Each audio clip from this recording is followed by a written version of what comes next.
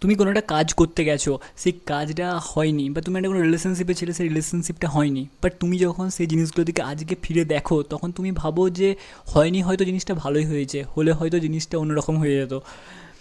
তো এই যে জিনিসটা আমি বললাম, এটা খানিকটা সেটা গল্প ছিল না, যে ধরো একটা চাষি আছে, সে চাষিটার একটা ঘোড়া ছিল, ঘোড়াটা চলে গেল জঙ্গলে। তো তখন গোটা যে প্রতিবেশীরা আছে তারা বলছে দেখো কত খারাপ হলো চাষিটার সাথে, তার একটা ঘোড়া ছিল, ঘোড়াটা চলে গেল জঙ্গলে। দুদিন পর সেই ঘোড়াটা আরও দু তিনটে ঘোড়াকে সঙ্গে করে নিয়ে ফিরে এলো। তখন তাদের প্রতিবেশীরা বলছে যে সত্যি চাষিটা কত লাকি যে তার এরকম হয়েছে তার সাথে। তো তখন আবার দু তিন দিন পরে ওই ঘোড়াগুলোকে দেখাশোনা করতে, যে চাষি যে ছেলেটা ছিল তার পাটা ভেঙে গেল। তো তখন আবার প্রতিবেশীরা বলছে কত খারাপ হলো তার সাথে।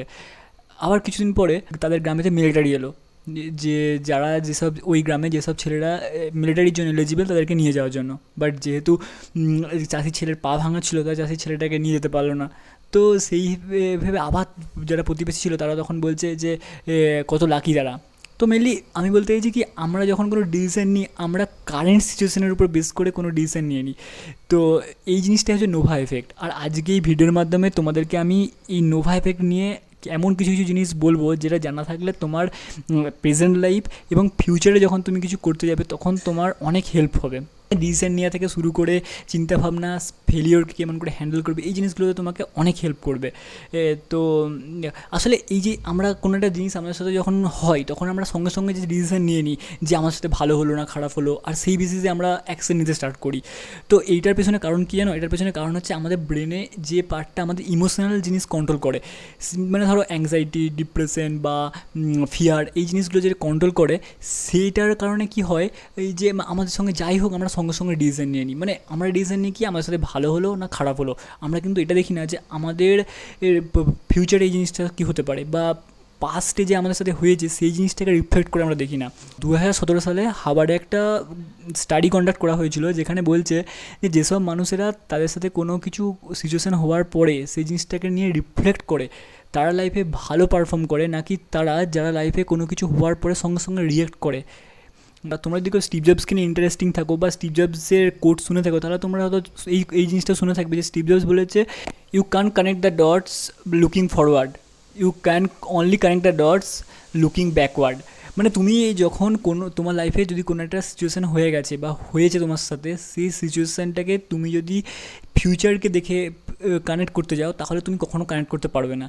তুমি ওই জিনিসটায় কানেক্ট করতে পারবে যখন তুমি তোমার লাইফে যে পাস্টে যদি কোনো ইনসিডেন্ট হয়েছে বা পাস্টে যেসব তোমার সাথে হয়েছে সেই সব জিনিস দেখে তুমি যখন তোমার পাস্টের সাথে প্রেজেন্টকে ম্যাপ করে ফিউচারকে প্রেডিক্ট করতে হবে, তখন তুমি একমাত্র বুঝতে পারবে যে আসলে জিনিসটা কেমনভাবে হচ্ছে। সে বলে না যে যারা পাস্টকে দেখে, মানে হিস্ট্রিকে যখন যারা দেখে, হিস্ট্রিতে কী হয়েছে সেটা দেখে অ্যানালাইজ করে যখন কেউ ফিউচারে ডিসিশন নেয় তখন তাদের ডিসিশন অনেক বেশি ম্যাচিওর হয়, নাকি যারা প্রেজেন্টে যেটা হয়েছে সেটাকে দেখে ডিসিশন নেয়। তোমরা জে.কে রাউলিংয়ের নাম তো শুনেই থাকবে, যে আর কি হ্যারি পটার যে গোটা সিরিজটা যেটা সে লিখেছে। যখন সে এই বইটা পাবলিশ করতে গেছিলো তখন পাবলিশাররা তাকে রিজেক্ট করে দিয়েছিলো, তাকে প্রায় 12বার রিজেক্ট করা হয়েছিল। তারপরে সে যখন এই বইটা পাবলিশ করে, আমরা আজকে সবাই জানি হ্যারি পটার কতটা ফেমাস, এবং জে.কে রাউলিং আজকে ওয়ার্ল্ডের বিলিনিয়ার রাইটার। এমন তোমরা নাম শুনে থাকবে, অপেরা উইনফ্রির নাম শুনে থাকবে, যে হচ্ছে একজন আমেরিকান মিডিয়া ইনফ্লুয়েন্সার। তো তিনি যখন একটা টিভি শোতে যখন তিনি একটা টিভি শোতে গেছিলো ইন্টারভিউ দিতে, তখন তাকে রিজেক্ট করে দেওয়া হয়েছিল। বাট তিনি আজকে কোন জায়গায় আছে সেটা আমরা সবাই জানি। মেনলি আমি বলতে চাইছি যে এই নোভা এফেক্ট, মানে তোমরা পাস্টের কোনো জিনিস বা একটা জিনিস আমার সাথে হয়ে গেছে, সেই জিনিসটার উপর বেস করে আমি কোনো অ্যাকশন নেবো না। মানে আমাকে কোনো জবে রিজেক্ট করে দিয়েছে, আমার সাথে কোনো রিলেশনশিপ ব্রেকআপ হয়ে গেছে, এইটার উপর ভিত্তি করে আমি আমার লাইফের কোনো ডিসিশন নেবো না। আমার লাইফের ডিসিশন আমরা বা লং টার্ম কোনো ডিসিশন নেবো সেটার উপরে অ্যাকশনের উপর বেস করে। আমি তোমাকে আরও জিনিসটা গুছিয়ে বলছি। এই যে নোভা এফেক্ট, এটা বলতে চাইছি কি, যে তুমি তোমার লাইফে যে ডিসিশন আছে সেই ডিসিশনটা প্রেজেন্ট মুমেন্টে তোমার সাথে যেটা হয়েছে সেটার উপরে বেস করে নাও না। কারণ তোমার সাথে প্রেজেন্ট মুমেন্টে যেটা হয়েছে সেটার থেকে হয়তো তোমার লাইফে আরও অনেক অপরচুনিটি খুলতে পারে। মানে নোভা থেকে সুপারনোভা, যেমন হয় না একটা পয়েন্ট থেকে আরও অনেক কিছু তৈরি হয়ে যাওয়া, সেরকম মতন। তো তোমার লাইফে আজকে তুমি যে পজিশনে আছো সেই পজিশনটা হয়তো তোমার লাইফে অনেক বেশি অপরচুনিটি খুলে দিবে, যেটা হয়তো আগে খুলতো না। মানে তার মানে আমি এটা বলতে চাইছি না, বা নোভা এফেক্ট এটা বলছে না যে তুমি মানে তুমি একটা কোনো জিনিস ট্রাই করেছিলে সেটা হলো না, সেটার জন্য তুমি পেন অনুভব করবে না বা এইসব। তুমি তোমার সঙ্গে যদি কোনো কিছু খারাপ হয় তুমি অবশ্যই পেন অনুভব করবে, তোমার হয়তো মনে হবে যে আমি গিভ আপ করে দেবো, বাট সেটা না। এটা নোভা এফেক্ট বলছে যে অ্যাকসেপ্টেন্সের কথা। মানে অ্যাকসেপ্টেন্স কোথা থেকে আসবে, যখন তুমি জিনিসটা স্যারেন্ডার করে দিবে। যখন তুমি এই স্যারেন্ডারটা করবে তখন আসলে তুমি এই নোভা এফেক্টের মেন যে কথা, মানে তোমার যে পয়েন্ট থেকে অন্য পসিবিলিটি তৈরি হওয়া, এই জিনিসটা তুমি তখন ফিল করতে পারবে।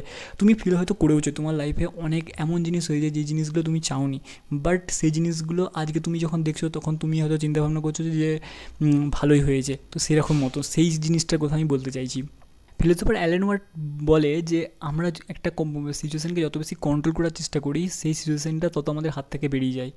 তো আমরা কোনো সিচুয়েশানকে কন্ট্রোল করার চেষ্টা না করে সেই সিচুয়েশানটাকে মিউজিকের মতন ট্রিট করবো। মানে মিউজিককে আমরা কী করি, মিউজিককে আমরা এনজয় করি, মিউজিকে আমরা ডান্স করি, সেরকম মতন যে সিচুয়েশানে আমরা থাকবো সেই সিচুয়েশানটাকে আমরা এনজয় করার চেষ্টা করব। এটাই হচ্ছে মেন ব্যাপার। আমরা অ্যাকশন নিব, অ্যাকশন নেওয়ার পরে যখন যদি আমাদের এক্সপেক্টেড আউটপুট আসে তাহলে ঠিক আছে, যদি আমাদের এক্সপেক্টেড আউটপুট না আসে তখন সেই জিনিসটাকে আমরা অ্যাকসেপ্ট করব। হয়তো এইটাই হচ্ছে নোভা এফেক্ট, যে আমরা সেই জিনিসটাকে অ্যাকসেপ্ট করবো, মানে স্যারেন্ডার করে দেবো। তখন সেই জিনিসটা থেকে একটা আলাদা পসিবিলিটিস পরবর্তীকালে খুলে যাবে। লাস্টে শেষ করার আগে আমি একটা কথা বলতে চাই যে এই গোটা দুনিয়া আজ কয়েকশো বিলিয়ন বছর আগে তৈরি হয়েছে। এখানে কয়েকশো বিলিয়ন বছর আগে কত অনেক ইনসিডেন্ট হয়েছে, এখনও হচ্ছে এবং পরবর্তীকালে হবে। তোমার লাইফে একটা জিনিস বা একটা দিন খারাপ যাচ্ছে মানে এটা না যে তোমার গোটা লাইফটাই খারাপ। সে শাহরুখ খানের একটা ডায়লগ আছে না, তোমার লাইফের শেষে সবারই ভালোই হয়, যদি ভালো না হয় তাহলে তোমার লাইফটা এখনও শেষ হয়নি।